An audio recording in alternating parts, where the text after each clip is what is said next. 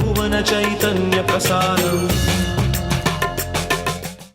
నమస్కారం, మన ధర్మం కార్యక్రమానికి స్వాగతం. ఇవాళ మన ధర్మం కార్యక్రమంలో మన ధర్మ సందేహాలను నివృత్తి చేసేందుకు మనతో పాటు ఉన్నారు ప్రముఖ ఆధ్యాత్మికవేత్త ఆచార్య శ్రీ తాడేపల్లి పతంజలి గారు. గురుగారు నమస్కారం. నమస్కారం అమ్మా. గురుగారు, ఈ ఆషాఢ మాసంలో శుక్రవారాలు అలాగే ఆదివారాల్లో విశేషంగా భక్తులు చాముండేశ్వరి అమ్మవారి దర్శనానికి వెళ్తూ ఉంటారు.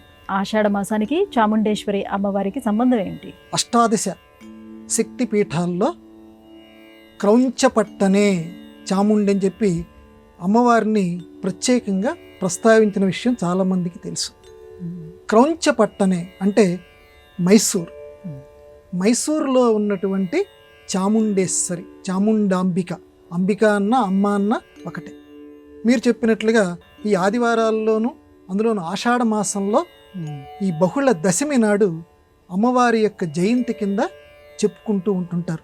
అందువల్ల ఆ ఆషాఢ మాసంలో ప్రత్యేకంగా ఆ జయంతి అనే కాకుండా ఆదివారాల్లోనూ శుక్రవారాల్లోనూ చాముండేశ్వరి దర్శనానికి జనాలందరూ వెళుతూ ఉంటారు, భక్తులందరూ కూడా వెళుతూ ఉంటారు.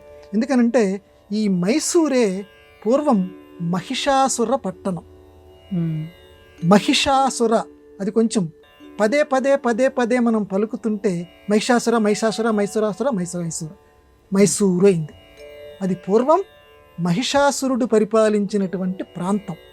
అక్కడ అమ్మ ఆ మహిషాసురుణ్ణి సంపింది కాబట్టి ఆ మహిషాసుర పట్టణమే క్రమక్రమంగా మైసూరు పట్టణం కింద మారింది. ఇక్కడ ఇప్పటికీ కూడా ఆ మైసూర్ రాజవంశీకులు ఆ అమ్మవారి యొక్క విగ్రహాన్ని ఆ కొండ మీద ఇప్పటికీ మనం దర్శనం చేసుకోవచ్చు, చాలామంది దర్శనం చేస్తారు. అది ప్రతిష్టాపించారు. అది ఆ విగ్రహం సజీవత్వంతో మనకి బాగా ప్రతిభాసిస్తూ ఉంటుంది. చాముండికాదేవి అని చెప్పి అమ్మవారిని అక్కడ పిలుస్తూ ఉంటారు. అలాగే చాముండికాదేవి ఆలయంలో ఇంకొక విశేషం ఏంటంటే నంది. ఆ నందిని కూడా, ఎందుకంటే అమ్మవారికి ఆ నందికి మధ్య ప్రత్యేకంగా ఇది తేడా అని మనం చెప్పలేం, కానీ ఆ నంది కూడా అంత విశేషమైనటువంటి ఆకర్షణ ఆ మైసూరులో మనకి కనపడుతుంది. ఆ కొండ మీద కనుక మనం ఎక్కి చూస్తూ ఉంటుంటే ఆ నంది వెలుగులు అంటే ఒక్కసారి ఆ కళ్ళల్లో గనక చూస్తే ఆ నంది వెలుగులు మనకి బాగా కనపడతాయి. ఆ నంది సజీవంగా అక్కడ నిలబడి మనల్ని పరామర్శిస్తోందా, ఎందుకంటే అమ్మవారి యొక్క తేజస్సు నందిలోకి ప్రవేశించింది అంటారు. అందువల్ల ఆ నందికి అక్కడ చాలా విశేషం ఉంది. అలాగే చాముండికాదేవి యొక్క అర్చన కూడా ప్రధానంగా ఈ ఆషాఢ మాసంలో ఎక్కువగా చేస్తూ ఉంటారు, మిగతా మాసాల్లో కంటే కూడా. అందున ఆదివారం బాగా వెళ్తారు. ఆదివారం, శుక్రవారం, ఎందుకంటే శుక్రవారం ఎలాగో అమ్మవారి పుట్టినరోజు మన అందరికీ తెలుసు అందరికీ, కానీ ఆదివారం ప్రత్యేకంగా ఎందుకు వెళ్తారంటే ఆదివారం సూర్యకాంతితోటి అమ్మవారు మెరిసిపోతూ ఉంటుంటారు. ఆ దర్శనం చాలా అత్యద్భుతంగా ఉంటుంది. చాముండిక ఆ దేవి, ఆ చండముండాసురుల్ని సంహరించినటువంటి ఆ చాముండికాదేవి మనల్ని అందరినీ కూడా రక్షించుగాక. గురుగారు, పూర్వజన్మలో చేసినటువంటి ఆ కర్మ ఫలితాన్ని ఈ జన్మలో తొలగించుకోవడానికి సాధ్యమవుతుందా? యోగ వాసిష్ఠ గ్రంథం ఏం చెప్తుంది దీనికి? ప్రయత్నిస్తే అవుతుందమ్మా. మన వాళ్ళు ఏంటంటే పరిమాష్ఠుం నశక్యతే అని చెప్తారు. అంటే పూర్వజన్మ కర్మ ఫలితాన్ని తప్పించుకోవటం ఎవ్వడికి సాధ్యం కాదు. అక్కడ ఏముంటే ఇప్పుడు అనుభవించి తీరవలసిందే. ఇప్పటివరకు మనం అంతమంది చెప్తూ ఉండగా విన్నటువంటి మాటలే. కానీ యోగ వాసిష్టం నిజంగా చాలా గొప్ప గ్రంథం అమ్మ, అందరూ చదివి తీరవలసినటువంటి గ్రంథం. నువ్వు గనక జాగ్రత్తగా నేను చెప్పినట్టుగా గనక చేస్తే పూర్వజన్మ ఫలితాన్ని కూడా నువ్వు తప్పించుకోవచ్చు. ఆ ఫలితం నీకు రాకుండా చూసుకోవచ్చు. ఎట్లా? బౌహుడా వివా అనే ఆ శ్లోకం మొదలవుతుంది. 2 పొటేళ్ళు ఉన్నాయి. పొటేళ్ళు అంటే మనకు తెలుసు కదా. ఆ పొటేళ్ళు కోడి పందాలలాగా పొటేళ్ళ పందాలు కూడా పెడుతుంటారు. ఆ పొటేళ్ళ పందాలు పెట్టినప్పుడు ఈ పొటేలు ఇటు నుంచి వస్తుంది, ఈ పొటేలు ఇటు నుంచి వస్తుంది, వచ్చి ఢీకొంటాయి. ఢీకొన్నప్పుడు అందులో ఒక్కటి మాత్రమే బతికొండేటట్టుగా చూసుకుంటాయి. అంటే రెండో దాన్ని ఎలాగైనా సరే సర్వనాశనం చేయాలని ఆ రెండో పొటేలు ప్రయత్నం చేస్తూ ఉంటుంది. అట్లాగే నువ్వు గనక అంతా దేవుడి మీద పెట్టి నిష్కామ కర్మంగా గనక నువ్వు చేస్తే ఈ జన్మలోనే నువ్వు చేసే పనిలో ఎక్కడా కూడా అహంకారం రాకూడదు. ఇక్కడ అహంకారం అంటే రకరకాల అర్థాలు ఉన్నాయి, పక్కన పెట్టేయండి. అహంకారం అంటే నేను చేస్తున్నాను అని ఇక్కడ అర్థం. ఏ పనైనా సరే నేను చేస్తున్నాను, నేను సంపాదిస్తున్నాను, నేను వీడికి అన్నం పెడుతున్నాను, నేను బ్యాంకులో వేసుకుంటున్నాను, నేను నేను నేను అనే అహంకారాన్ని గనక నువ్వు వదిలేస్తే, పనులు మాత్రం చెయ్యి, కర్మణ్యేవాధికార, పనులు మాత్రం చేస్తూ ఉండు. కానీ అహంకారం, నాహంకర్త హరికర్త, దేవుడే చేస్తున్నాడు నేను చేయటం లేదు, కృష్ణార్పణం కృష్ణార్పణం కృష్ణార్పణం అనే పనితోటి, అనే ఉద్దేశ్యంతో ప్రతి పనిని కూడా నువ్వు చేస్తూ ఉంటే 2 పొటేళ్ల కథలాగా నీ జీవితం తయారవుతుంది. ఈ జన్మలోనూ నువ్వు చేసేటువంటి పనికి నీకు ఎటువంటిది అంటుకోదు, ఫలితం అంటుకోదు, పూర్వజన్మది కూడా పోతుంది. అంటే నీకు తెలియకుండానే పూర్వజన్మది కూడా పోవు. ఎందుకంటే ఈ ఫలితం అంత గొప్పగా ఉంటుందటమ్మా. నిష్కామంగా గనక నువ్వు చేస్తే, యోగ వాసిష్టం చెప్తోంది, నిష్కామంగా గనక చేసి ఏ పనైనా సరే, సాధారణంగా మంచి పని మనం చేస్తూ నిష్కామంగా, కోరికలు లేకుండా ప్రదక్షిణ చేసావు గుడి చుట్టూతా, నిష్కామంగా చెయ్యి. ఇది వ్యాపారంగా దేవుడి దగ్గర నువ్వు నాకు ఇస్తే నేను నీకు ఇది ఇస్తా, ఎట్టి పరిస్థితుల్లో చేయకూడదు. దేవుడి దగ్గరికి వెళ్ళటం, నమస్కారం చేయటం, మన మంచి చెడు ఆయనే చూసుకుంటాడు. సర్వకర్తృతాభావన ఆయనకు అప్పచెప్పి కనుక మనం చేస్తూ ఉంటే 2 పొటేళ్ల కథలాగా ఈ మొదటి పొటేలు ఈ జన్మలో చేసింది చూడండి, అది క్రితం జన్మలో చేసిన కర్మ ఏదైతే ఉన్నదో దాన్ని ఒక్క పోటు పొడుస్తుంది, అది కింద పడిపోతుంది అంతే. ఎందుకంటే పొటేళ్ళలో ఒకటి గెలిచేదాకా ఇంకోటి ఊరుకోదు. అందువల్ల అది చేయమంటోంది. ఇది చెప్పినవాడు మామూలు వాడు కాదు, వాల్మీకి మహర్షి చెప్పినవాడు, యోగ వాసిష్టం అనే గ్రంథంలో చెప్పాడు. అందువల్ల ఎవ్వరూ బెంబేలు పడనక్కర్లా. ఇప్పటి వరకు కూడా మనం పూర్వజన్మ కర్మ, నువ్వు ఎంత చేసినా, ఎవడు చేసిన కర్మ వాడు అనుభవించక తప్పదని చెప్పి ఇప్పటిదాకా మనం అనుకుంటున్నాం. కానీ మన ప్రాచీన గ్రంథాలు, మన సనాతన ధర్మంలో ఉన్న గ్రంథం మనకి హామీ ఇస్తోంది, నువ్వు ఈ రకంగా చెయ్యి, పూర్వజన్మ కర్మ ఫలితాన్ని నువ్వు పోగొట్టుకొని. అందరూ దీన్ని ఆచరిస్తూ నిష్కామంగా మంచి పనులు చేస్తూ బతికి పూర్వజన్మ కర్మ ఫలితాన్ని పోగొట్టుకుందురుగాక. గురుగారు, కొలువైయున్నాడే దేవదేవుడు అనే ప్రసిద్ధమైన గేయాన్ని ఒక రాజు రచించారని చెప్తారు. ఎవరా రాజు? మనం ఊహించలేమమ్మా. అసలు మామూలుగా ఒక సామాన్యుడు, ఏ త్యాగరాజస్వామో లేకపోతే అన్నమాచార్యులో మనం రచించారు అనుకుంటాం. కానీ ఆ రోజుల్లో కూడా రాజులు, ఒక కృష్ణదేవరాయలు రాజు, కానీ ఆముక్తమాల్యద అనేటువంటి ఒక గొప్ప గ్రంథాన్ని రచించాడు, అందరికీ తెలుసు. అలాగే తంజావూరుని పరిపాలించేటువంటి రాజు షావోజీ అనేటువంటి రాజు ఒక ప్రబంధం రాశాడు. ఆ ప్రబంధంలో ఉన్నటువంటి కీర్తనే ఇప్పుడు మీరు చెప్పినటువంటిది. కొలువై ఉన్నాడే దేవదేవుడు, కొలువై ఉన్నాడే అని చెప్పి చాలా గొప్ప కీర్తన. అలా పల్లవి ఎలా మొదలవుతుంది, కొలువై ఉన్నాడని. కొలువై ఉండటం అంటే ఏంటమ్మా? సభ తీర్చి ఉన్నాడు. ఎవరైనా? శివుడు. వల్లకీ సేవా ప్రబంధము అని ప్రబంధం పేరు. శివుడు కొలువై ఉన్నట్టు అంటే దర్శనం చేస్తున్నాడు ఆ స్వామిని. ఎప్పుడైనా సరే ఒక పెన్ను కాగితం తీసుకొని కూర్చొని రాసేది వేరేగా ఉంటుంది. భక్తిభావ సమాధి స్థితిలో ఉండి వాళ్ళంతటా వాళ్ళకి నోట్లోంచి ఉద్భవిస్తుంటాయి పదాలు, అవి చాలా గొప్పగా ఉంటాయి. ఏమంటున్నాడు? వలరాజు పగవాడే. వలరాజు పగవాడు. వలరాజు అంటే మన్మధుడు.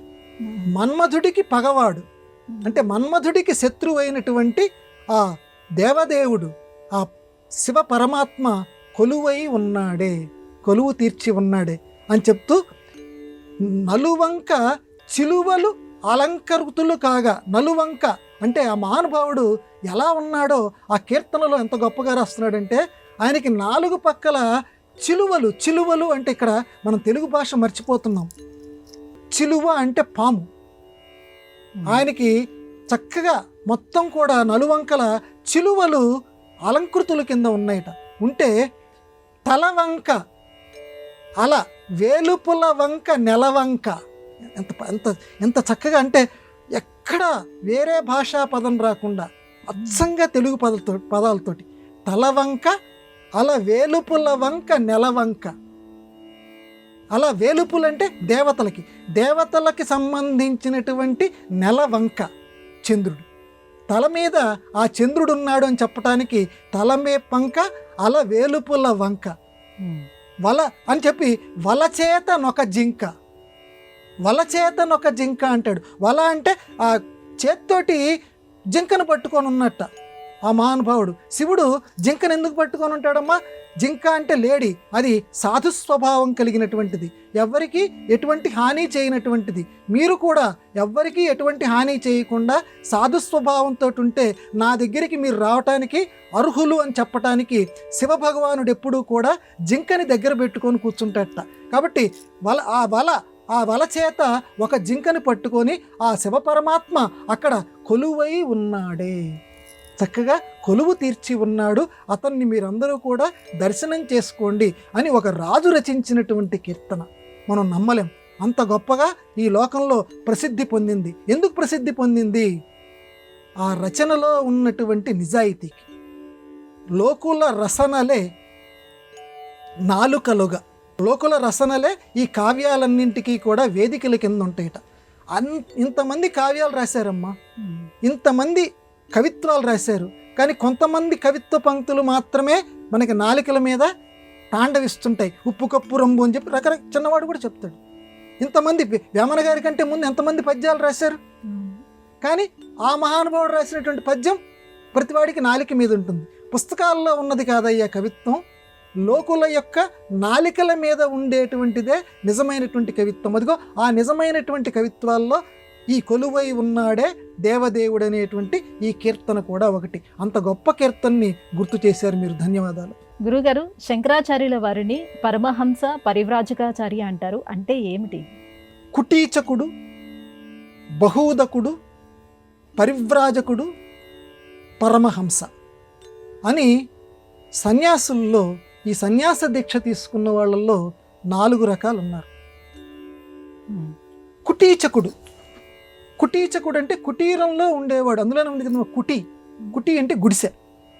ఒక గుడిసెలో ఉంటూ, అంటే ఒక పర్ణశాలలో ఉంటూ దైవారాధన చేసేటువంటి వాడు కుటీచకుడు. ఇక రెండవ ఆయన బహూదకుడు. బహు ఉదక, ఉదకం అంటే నీళ్లు, బహు అంటే అనేకం, అనేక నీళ్లు తాగేవాడు. అనేక నీళ్లు తాగటం ఏంటి?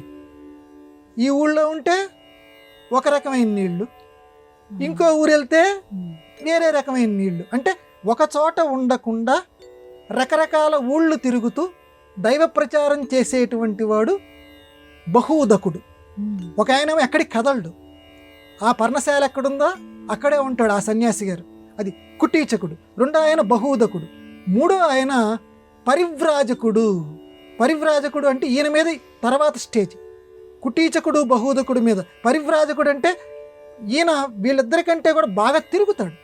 తిరిగి తను ఏదైతే ధర్మం అనుకున్నాడో, దైవాన్ని ఆజ్ఞాపించినటువంటి ధర్మం ఏదైతే అనుకున్నాడో ఆ ధర్మాన్ని ప్రచారం చేయటమే తన జీవిత లక్ష్యంగా భావించి మొత్తం దేశమంతటా తిరుగుతూ ధర్మ ప్రచారం కోసం తన యావత్ జీవితాన్ని ధారపోసేటువంటి వాడు పరివ్రాజకుడు.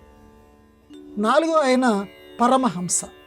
పరమహంస అంటే హంస అని పూర్వం పక్షులు ఉండేవి, ఇప్పటికీ మనకు కనపట్టలేదు కానీ ఉన్నాయి అని అంటారు కవి సమయాలు.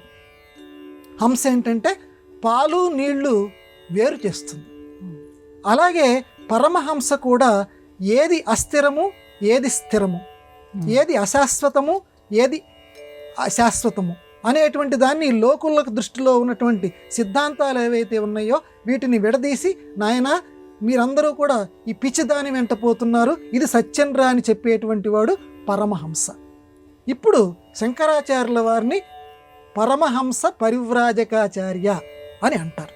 అంటే పరివ్రాజకాచార్య పరమహంస అనకుండా పరమహంస పరివ్రాజకాచార్య. ఈయన ఈ 2 దశల్ని దాటిపోయాడు. కుటీచక దాటిపోయాడు, బహూదక దాటిపోయాడు, పరమహంస పరివ్రాజకాచార్య. ఎందుకంటే లోకంలో ఏవైతే సిద్ధాంతాలు ఉన్నాయో అన్ని సిద్ధాంతాలని సమన్వయించి, నిజంగా ఆయనే గనక లేకపోతే ఈనాటికి సనాతన ధర్మం ఈ రకమైన స్థితిలో ఉండేది కాదు. శంకర భగవత్పాదుల వారు గనక లేకపోతే అన్ని ధర్మాలని సమన్వయపరిచాడు. షణ్మతాచార్య స్థాపనాచార్య అని చెప్పి శంకర భగవత్పాదుల వారికి ఒక చక్కటి బిరుదు కూడా ఉంది. అన్నీ మీరు గణపతిని పూజిస్తారా, సుబ్రహ్మణ్యుడిని పూజిస్తారా, సూర్యారాధన చేస్తారా, విష్ణువుని పూజిస్తారా, శివుణ్ణి పూజిస్తారా, దేవిని పూజిస్తారా అని చెప్పి ఇవన్నిటినీ కలిపి ఆయన గణాపత్యం మొత్తం మొత్తం అందరినీ నాయన నీకు ఏది ఇష్టమా అది మధ్యలో పెట్టుకొని మిగతా విగ్రహాలను చుట్టూ పెట్టుకో, తప్పేమీ లేదు అని ఈ రకంగా అందరి దేవతల పూజా విధానాల్ని సమన్వయపరిచి లోకంలో సనాతన ధర్మం ఈనాటికి వెలుగొందుతోందంటే మూలకారకుడు జగద్గురువు అయినటువంటి వాడు శంకర భగవత్పాదుల వారు. ఆయన పరమహంస. ఏది మంచి ఏది చెడు అని విడగొట్టి మొత్తం ఈ సూత్రాలన్నింటినీ విడగొట్టి ఈ గ్రంథాలన్నింటినీ విడగొట్టి మనకి పాలు లాంటి దాన్ని అందచేసినటువంటి వాడు పరివ్రాజకాచార్య. ఒక పోని ఇక్కడ కూర్చొని పుస్తకాలు రాయలే ఆయన, మొత్తం దేశం మొత్తం తన 32 సంవత్సరాల ఆయుర్దాయంలో దేశం మొత్తం పర్యటించాడు అనేక సార్లు. ఎంత మామూలు విషయం అమ్మ, మనం ఇప్పటికి బస్సుల్లో రైళ్లల్లో విమానాల్లో తిరగటమే మనం అమ్మో గొప్ప అనుకుంటున్నాం. మన భారతదేశం మొత్తం పర్యటనలు అనేక సార్లు చేసి పరివ్రాజకాచార్యుడయ్యాడు. అందుకే ఆయన్ని పరమహంస పరివ్రాజకాచార్య అనే బిరుదుతోటి ఈనాటికి పిలిచి మనం గౌరవించుకుంటున్నాం. ఆ మహానుభావుడి అనుగ్రహం మనందరి మీద ప్రసరించుగాక. గురుగారు, ఇక మరో సందేహం. వేదకాలం నుంచి నేటి కాలం వరకు 10 సంఖ్య యొక్క గొప్పతనం గురించి మన వాళ్ళు ఎలా పేర్కొన్నారు? నువ్వు 4 చెప్పు, లేకపోతే నువ్వు 10 చెప్పు, నేను విన్నంటాం. మామూలుగా తెలుగు జాతీయాల్లో అసలు వేదకాలం నుంచి కూడా ఈ 10 అనేటువంటి దానికి చాలా విలువ ఉంది. ఎందుకనంటే మామూలు పరిభాషలో చెప్పాలంటే 1 నుంచి 9 వరకు ఉండేటువంటి వాటిని అంకెలు అంటారు. 10 నుంచి ఉండేటువంటి దాన్ని సంఖ్య అంటారు. ఇది 10 యొక్క ఒక విశిష్టత. ఇక రెండో విశిష్టత, 1 అనేటువంటిది దేవుడు, పక్కన 0 అనేటువంటిది జీవుడు. పూర్ణమద పూర్ణమిదం. ఈ 1 పక్కన 1 తర్వాత కనుక జీవుడు ఉంటే, 1 తర్వాత 0 ఉంటే దానికి విలువ 10. కానీ 0 ముందుండి 1 తర్వాత ఉంటే దాగదు. కాబట్టి దేవుడు ముందు, జీవుడు తర్వాత. కాబట్టి దేవుణ్ణి ముందు నిలుపుకోవాలి ఎప్పుడు. ఇంకా దేవుడికి వెనకాలండి మనం నమస్కారం చేయం, దేవుణ్ణి ముందు నిలుపుకుంటాం మనం. కాబట్టి 10కి అది విలువ. ఇది ఋగ్వేద కాలం నుంచి దేవుణ్ణి ఈ రకంగా కొలవండి, మీకు 10 మేలు చేస్తాడనేటువంటి భావాలు వచ్చేటువంటి అనేక మంత్రాలు ఉన్నాయి. అలాగే మహానారాయణ ఉపనిషత్తు అని ఉంది. దశవర్షం అని చెప్పి అది మొదలవుతుంది. అంటే ఈ దశ రకంగా ఈ 10 రకాల దిక్కులన్నింటిలో కూడా నీకు దేవుడు కాపాడుతాడు అని ఆ మంత్రార్థం. 10 రకాల దిక్కులు అంటే మామూలుగా 8 రకాల దిక్కులు మనకు తెలుసు. 10 రకాల దిక్కుల్లో ఆ మిగిలిన 2 రకాల దిక్కులు లేకపోతే మనకి ఎత్తు తెలిసేది కాదు, లోతు తెలిసేది కాదు. ఆకాశం ఒక దిక్కు, భూమి ఒక దిక్కు, మిగిలిన 8 దిక్కులు కాకుండా. ఎందుకంటే ఆకాశం అనేది లేకపోతే, ఎందుకంటే ఆకాశం శూన్యం, విష్ణుమూర్తి శూన్యాకారుడు ఒక రకంగా. ఎందుకంటే ఇప్పుడు ఉదాహరణగా మన వాళ్ళు పెద్దవాళ్ళు చమత్కారంగా చెప్తుంటారు, అది వాస్తవం కూడా. ఒక గుంట తీసుకొని మన ఇంటి దగ్గర ఇప్పటికైనా ఎవరైనా చేయవచ్చు. ఇంటి దగ్గర ఒక చిన్న గుంట లాంటి తవ్వండి, ఒక చిన్న స్కేల్ తీసుకోను, లేకపోతే ఒక చిన్న చెంచా తీసుకోను, మట్టి బయటకు వస్తుంది. మళ్ళీ తిరిగి మట్టిని దాంట్లో పోయండి, మట్టి చాలదు. మరి ఎంత మట్టి తీసామో అంత మట్టితో అది నిండాలి కదా, నిండదు. ఎవరైనా చేసి చూడొచ్చు. ఎందుకు నిండదు? శూన్యం ఉంటుంది.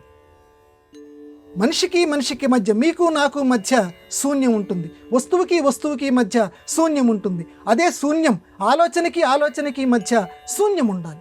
శూన్యం ఉంటే అంటే ఒక ఆలోచనకి మధ్య శూన్యం ఏదైతే ఉందో ఆ శూన్యాన్ని గనక ధ్యానం చేస్తూ ఉంటే ఆలోచనలు తెగిపోతాయి. ఆలోచనలు తెగిపోతే మోక్షం వస్తుంది. అదే నరసింహోపాసన అని కూడా అంటారు. కాబట్టి ఆలోచనకి మధ్య శూన్యం, అది విష్ణుమూర్తి యొక్క స్వరూపం. సరే, 10 దానికి వద్దాం. ఇంకా దశవర్షోపేషం అని చెప్పమని కన్యాదానం సమయంలో కూడా నాకంటే ముందు 10 తరాలు, నాకంటే తర్వాత 10 తరాలు, ఇవి కూడా నీ కన్యాదానం చేయటం చేత ఉద్ధరింపబడుగాక. ఇక్కడ 10 వాడతాం. ఈ 10 అనేది ఎన్ని చోట్ల వాడుతున్నాం మనం చూడండి. ఈ దశ సంఖ్యని మనం అంతగా మన జీవన సంప్రదాయంలో అంతగా మనం వినియోగించుకుంటున్నాం. ఎందుకంటే 9 తరాలని అంటలేదు, లేకపోతే 11 తరాలు అంటలేదు. నాకంటే 10 తరాలు ముందు, నాకంటే 10 తరాలు. కాబట్టి ఇప్పటికి కూడా ఎవరైనా ఆడపిల్లలు ఉన్నటువంటి వాళ్ళు చాలా అదృష్టవంతులు. మగపిల్లలు ఈ విషయంలో దురదృష్టవంతులు. కన్యాదాన విషయంలో 2 మగపిల్లలే ఉన్నారనుకోండి, లేకపోతే ఒక్కరే మగపిల్లాడు ఉన్నారనుకోండి, వాళ్ళు దురదృష్టవంతులు. ఎందుకనంటే వాళ్ళు తమకంటే ముందు ఉన్నటువంటి తరాలని ఉద్ధరించేటువంటి అదృష్టం వాళ్ళకి లేదంటోంది మన సంప్రదాయం. ఎందుకంటే ఆడపిల్లలు ఉన్నటువంటి తల్లిదండ్రులే అదృష్టవంతులు. వాళ్ళే కన్యాదానం చేయగలరు. కన్యాదానం చేస్తే తమకంటే ముందు ఉన్నటువంటి 10 తరాలు ఉద్ధరించబడతాయి, తమ తర్వాత ఉన్నటువంటి 10 తరాలు ఉద్ధరించబడతాయి, రాబోయే 10 తరాలు. కాబట్టి అంత అదృష్టవంతులు, అంత అదృష్టానికి కారకులు అవుతారు. అంటే ఎంత పుణ్యం ఉందో వీడికి చూడండి, ఆడపిల్ల తండ్రికి. అందువల్ల ఆడపిల్ల, అందుకని మగపిల్లలనే కన్నటువంటి వాళ్ళు బతీలు ఆడుకుంటారు. ఈ ఆడపిల్లల తల్లిదండ్రుల దగ్గరికి వెళ్ళి వాళ్ళకిద్దరు ఆడపిల్లలు 3 కనుక ఉంటే, బాబు ఒక్క ఆడపిల్లని మేము కన్యాదానం చేస్తాం. ఇప్పటికీ సంప్రదాయం తెలిసినటువంటి వాళ్ళు ఆ పిల్లని మేము చేస్తామని చెప్పి ఇప్పటికీ ఇప్పించుకుంటారు. కానీ అది పూర్తి ఫలితాన్ని ఇవ్వదు. డబ్బా పాలు తల్లిపాలు, తల్లిపాలు ఇచ్చినంత శక్తి డబ్బా పాలు ఇవ్వవు. అది పాలే, కానీ ఏ రకంగా తేడా ఉంటుందో ఆ రకంగానే సహజంగా తన్న తండ్రి వేరు, ఇంకొకరు వచ్చి కన్యాదానం చేయటం వేరు. సహజంగా కన్న తండ్రి చేస్తేనే దశ పూర్వేషం, పూర్వం ఉన్నటువంటి 10 తరాలు రాబోయేటువంటి 10 తరాలు ఉద్ధరించబడతాయి. ఈ రకంగా 10 అనేటువంటి సంఖ్య మన జీవనంలో ఇంకా చాలా ఉన్నాయి. మన పరిమిత సమయంలో ఇంతవరకే మనం చెప్పుకుందాం. ఇది విన్నటువంటి వాళ్ళకి 10ంతలుగా ఆయుష్ ఆరోగ్యం లభించుగాక. గురుగారు, పెద్దలు దాన ధర్మాలు చేయాలని చెప్తూ ఉంటారు. దానం ధర్మం వీటి మధ్య భేదం ఏంటి? ఒక్కొక్క చోట ఒక్కొక్క పదానికి ఒక్కొక్క రకమైన అర్థం ఉంటూ ఉంటుంది. దాన్ని మనం జాగ్రత్తగా సమన్వయం చేయాలి. దానము ధర్మము, ఇక్కడ ధర్మం అంటే మనం లోకంలో అనుకునేటువంటి ధర్మం కాదు, ఇక్కడ ఇవ్వటంలోనే ధర్మం ఉంది. ఇప్పుడు దానం అని అంటే యోగ్యత కలిగినటువంటి వ్యక్తి. ఇప్పుడు ఎవరో ఒక అతను మంచిగా ఒక పుస్తకం రాస్తున్నాడు, బాబాబు నువ్వు పుస్తకం రాయి, నీ ప్రింట్ చేయిస్తాను అని చెప్పి, అలాగే వాడు ఏదైనా ఇల్లు కట్టుకుంటున్నాడు, వాడు యోగ్యమైనటువంటి వాడు, వాడి దగ్గర డబ్బులు లేవు, బాబాబు నీకు నేను ఇల్లు కట్టిస్తాను, వాడు యోగ్యమైనటువంటి వ్యక్తి. అలా యోగ్యమైన వ్యక్తికి ఇచ్చేటువంటి డబ్బు ఏదైతే ఉన్నదో, ఆస్తి ఏదైతే ఉన్నదో దానిని దానము అంటారు. ఇక్కడ ధర్మం ఉంది చూడండి. ధర్మం అంటే యోగ్యత అవసరం లేదు. ఎవరు అడిగినా సరే బాబాబు నాకు కొంచెం ఏదైనా ఇరా అని చెప్పి అడిగితే వాడికి ఇచ్చేటువంటిది ఉన్నది చూడండి, దాన్ని ధర్మము అంటారు. దానం చేయటానికేమో యోగ్యత చూడాలి, వాడికి అర్హత చూడాలి. అర్హత తెలిసి వాడికి జాగ్రత్తగా మనం ఇస్తే దాన్ని దానం అంటారు. ధర్మం చేయటానికి ఎదుటి వ్యక్తి యోగ్యత అవసరం లేదు, కేవలం వాడి అవసరం. బాబు నాకు కడుపు మండిపోతోంది ఇచ్చేయి. ఇక్కడ వాడి యోగ్యత ఎందుకు? మనకు కడుపు మండుతోంది రానైనా నేను పెట్టిస్తాను, లేకపోతే అంటే అది కూడా చూడాలి. ఎందుకంటే ఆ డబ్బును మళ్ళీ వాడు దుర్వినియోగం చేసే ప్రసక్తి ఉంది. ఇది కేవలం యోగ్యత అవసరం లేదు, వాడు అడిగాడు, మన దగ్గర 10 రూపాయలు ఉన్నాయి, ఆ 10 రూపాయలు వాడికి ఇవ్వటం, దీన్ని ధర్మం అంటారు. అందుకే ధర్మం చేయండి బాబు, దానం చేయండి బాబు అనరు. అంటే మన తెలుగువాడు అంత గొప్పవాడమ్మా, మన తెలుగు పలుకుబడి అంత గొప్పది, అందుకే జయహో తెలుగు భాష. కానీ ధర్మం చేయండి బాబు అని అంటే ధర్మం అంటే నా యోగ్యత అయోగ్యత ఇవి కాదు, కడుపు మండిపోతోంది నాకు, నా పెళ్ళాం బిడ్డలు ఆ పస్తులతో ఉంటున్నారు, ధర్మం చేయండి బాబు అని బెచ్చగాడనేటువంటి మాటల్లో వాడి యోగ్యత అయోగ్యతలు మనకు అక్కర్లా, ధర్మం చేయటమే. కానీ దానం చేయటం మాత్రం యోగ్యతని అనుసరించి అందరికీ దానం చేయకూడదు, యోగ్యతను అనుసరించి మాత్రమే మనం దానం చేయాలి. ఇది దానానికి ధర్మానికి మధ్య ఉన్నటువంటి తేడా. ఈ రెండిటికి చాలా సున్నితమైన తేడా. అందువల్ల ధర్మ శబ్దాన్ని అక్కడ ఆ రకమైన దృష్టితో అర్థం చేసుకోవాలి. మిగతా చోట్ల ధార్యతే ఇది ధర్మం, ధరించబడేటువంటిది ధర్మం. ఇక్కడ ధర్మం వేరు. మన ధర్మంలో మనందరం కూడా అనుసరించేటువంటి ధర్మంలో ఉన్న ధర్మ శబ్దం, ఇక్కడ ధర్మం వేరు. ఇక్కడ ధర్మం అంటే కేవలం బిత్తానికి సంబంధించినటువంటిది ధర్మం. అది మనం ఇక్కడ గమనించాలి. గురుగారు, ఇవాళ మన ధర్మం కార్యక్రమంలో మాకు వచ్చినటువంటి సందేహాలన్నీ కూడా నివృత్తి చేసినందుకు ధన్యవాదాలండి. నమస్కారం అమ్మా. ఇది ఇవాళ మన ధర్మం కార్యక్రమం. రేపటి మన ధర్మం కార్యక్రమంలో మళ్ళీ కలుసుకుందాం. నమస్కారం. ఈ కార్యక్రమాన్ని తిరిగి చూడాలనుకుంటే www.youtube.com/@ETV Life Spiritual లో చూడవచ్చు.